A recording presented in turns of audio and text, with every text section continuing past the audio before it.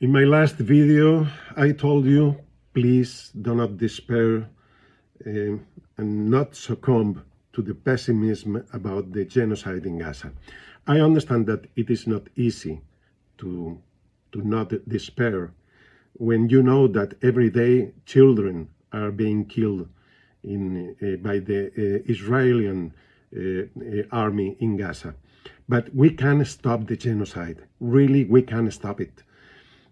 As I explained last week in the video, there is a research from Erika Chenoweth from the Harvard University in which she says that in any campaign when the 3.5% of the population is actively participating in this campaign, in a peak event, this campaign is successful ever.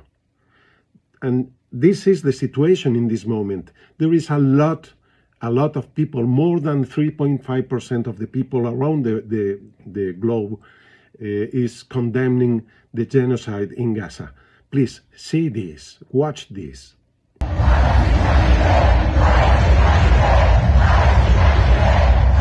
This is in the city of Mexico during a concert of a band called Residente. And there are over 100,000 people shouting "Free Palestine." So, with this powerful mobilization of people around the world, our governments will find it difficult to not comment on the Gaza genocide. We are beginning to see some results from citizen mobilization around the world. And for example, we have the Global Summit Flotilla. They are now in Tunisia, and they have been attacked by drones from Israel in the port, in the harbor of Tunisia, have been attacked, but they are not intimidated by this, and they say that they will follow their travel to Gaza. As you know, also there have been protests from the Spanish civil society during the Vuelta Ciclista a España against the cycling team of Israel, and these protests have been spread around the world.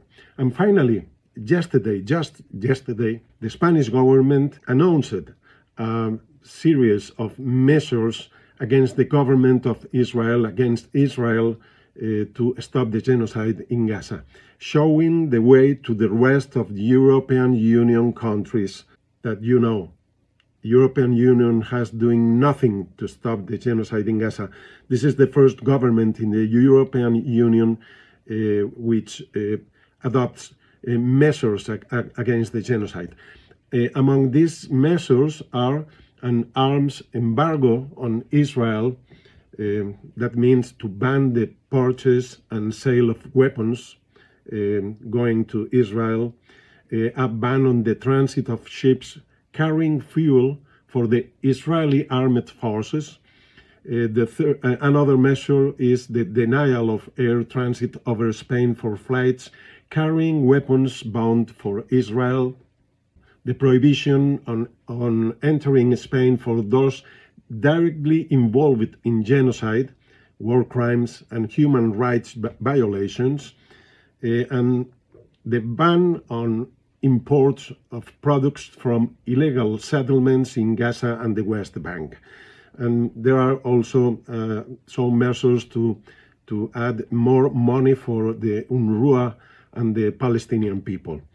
The Israeli government accuses, after these measures announced by the President of Spain, Pedro Sánchez, the Israeli government accuses the Spanish government of anti-Semitism and corruption, and has banned 2 Spanish ministers from entering in Israel.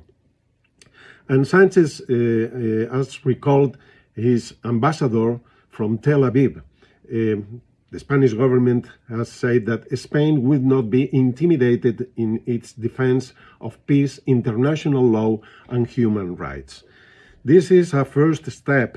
Maybe it's not enough, maybe it's maybe no. It's really is too late. These measures adopted by Spain, they are too late.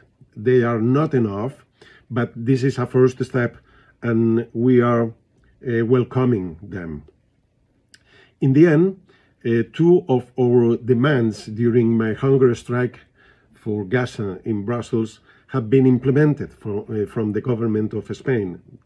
One of my demands in Brussels was the arms purchase and sale embargo, and the other one was the recalling of the Spanish ambassador for consultations, and both of these measures have been at last implemented.